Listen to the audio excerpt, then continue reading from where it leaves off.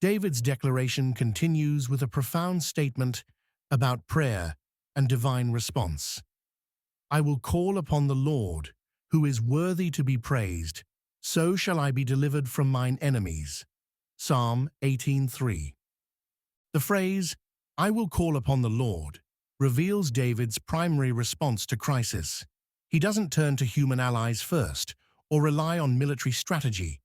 His instinct drives him toward prayer as his first line of defense. The word for call suggests crying out with urgency and expectation. This calling isn't casual conversation, but desperate appeal. David understands that prayer connects him to the source of all power. When enemies surround him or circumstances overwhelm him, he lifts his voice to heaven with confidence that God hears and responds. The timing of this calling matters. David says, I will call, indicating both future intention and his present practice. He doesn't wait until emergencies strike to develop his prayer life. His relationship with God through regular communication prepares him for moments of crisis. Modern believers often reverse this pattern. They exhaust human options before turning to prayer. David's example shows prayer as his first response, his primary weapon in every battle. This approach requires faith that God's intervention surpasses any human solution. The phrase, who is worthy to be praised, explains why David calls upon the Lord with such confidence. God's worthiness doesn't depend on circumstances or outcomes. His character and past faithfulness establish his worthiness before any current crisis begins. This worthiness encompasses God's power, love, justice, and mercy. David has witnessed these attributes in action throughout his life.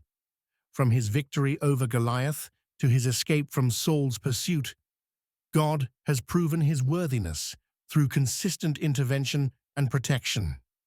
David's theology links praise and prayer. He doesn't approach God just to request help, but to acknowledge God's greatness and worthiness. This perspective transforms prayer from selfish petition into worship that recognizes God's sovereignty and goodness.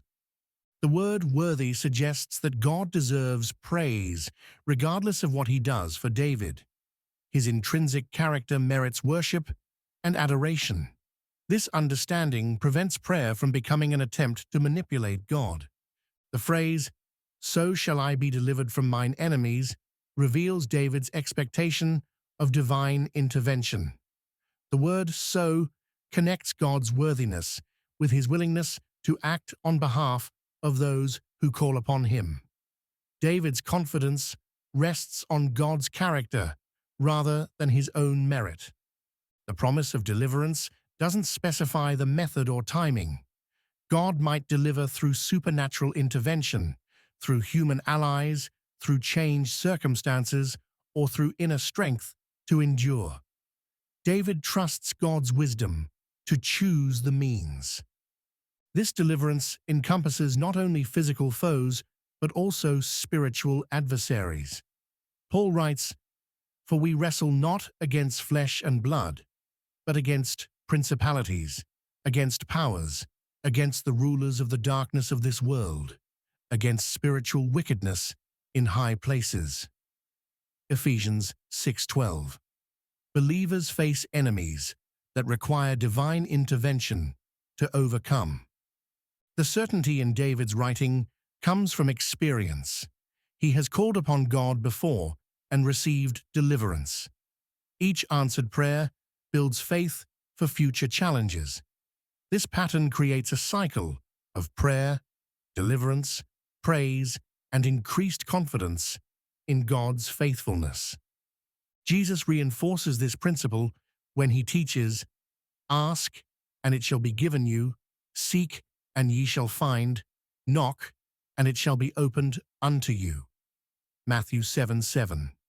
God responds to those who call upon him with genuine faith. David's approach combines humility with boldness. He recognizes his need for help while approaching the throne of grace with confidence. This balance characterizes mature prayer that honors God while expressing honest dependence on His power and mercy.